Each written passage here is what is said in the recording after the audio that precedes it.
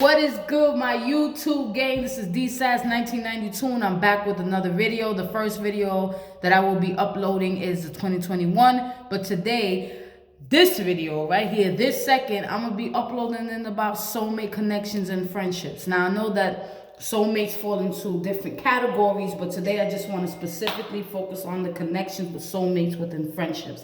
Now I have a best friend that I've been best friends with since I was 13. I'm now 28, so y'all do the math.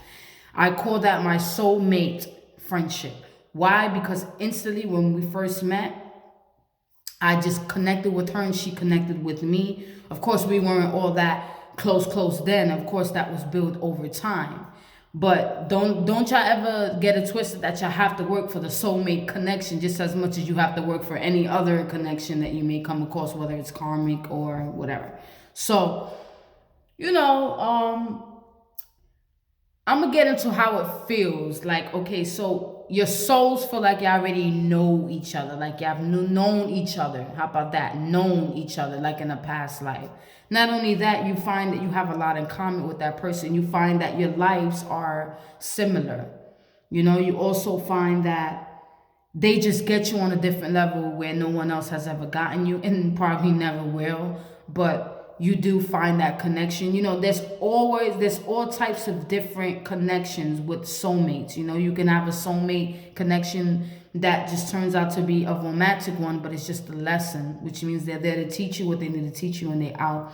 Same thing for friendship, soulmate connections. I just happen to come across one of those soulmate connections that lasts me a lifetime and will last me a lifetime. Me and my best friend have been through many obstacles and have overcome that. And we will continue to overcome that. We do know that deep down inside, our friendship is worth more than an argument. It's worth more than a disagreement. It's worth just more than overall a lot of the petty stuff. Not only that, I got a quick story time for y'all. So when me and my best friend were just friends at this time, we weren't best friends, we were just friends. But I was hanging around her, I have met her, I felt connected, etc. There was these two chicks. They were sisters. I'm not going to mention their names. I don't out people on my channel. Now, these two chicks, one of them had a thing for the boyfriend, which was my best friend's boyfriend, which is still her boyfriend to this day. Shout out to them. They've been together for 12 or 13 years, somewhere around there, but they've lasted a very long time, and they will continue to last. That is another connection that is undeniable. But anyways, we're not talking about that connection. Let me get back to the story.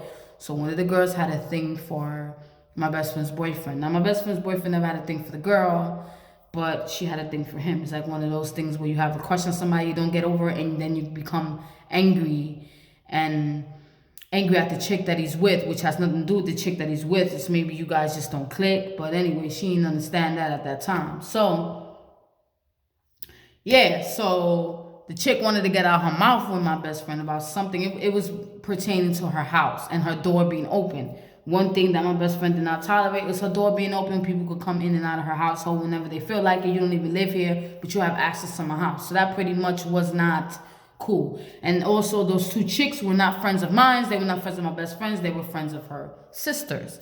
But her sister was not in the house at that time. So my best friend just see these two chicks, we're out in the hallway, we chilling. We see these two chicks just walking in the house. So my best friend's like, of course, that being your house, you're going to be like, yo, what are you doing? Like, why are you just walking in my house?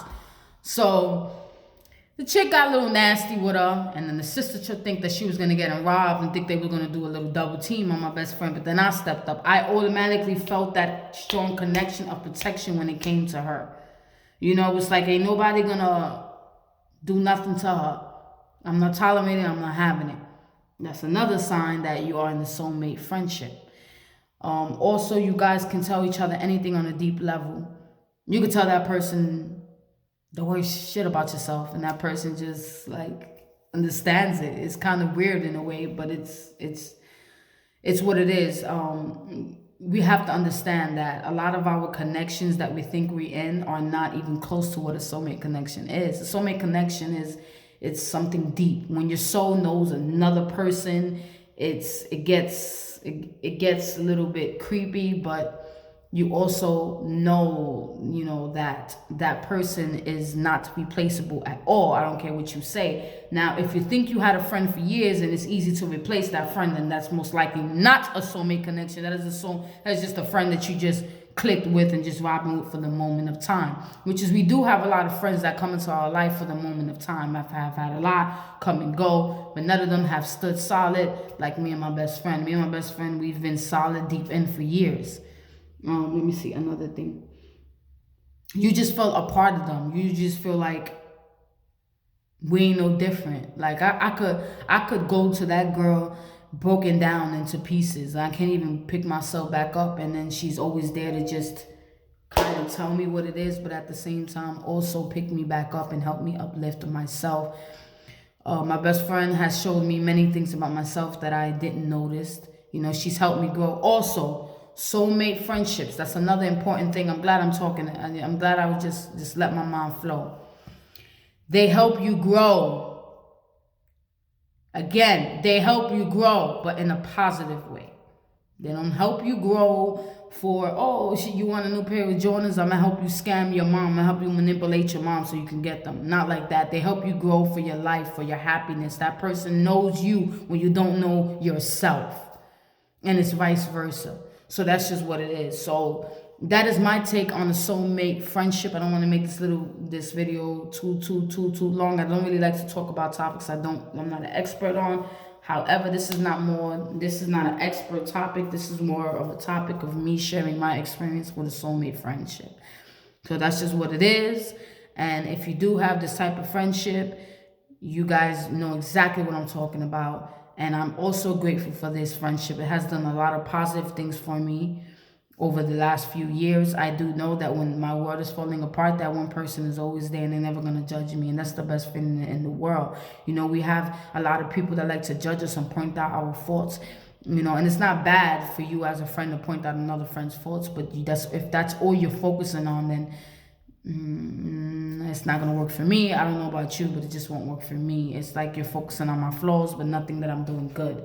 So that's another issue and a separate issue. But yeah, that's my take on soulmate friendships, and I hope you guys enjoyed this video. Again, you have a nice day. I'll be uploading 2 videos. So yeah.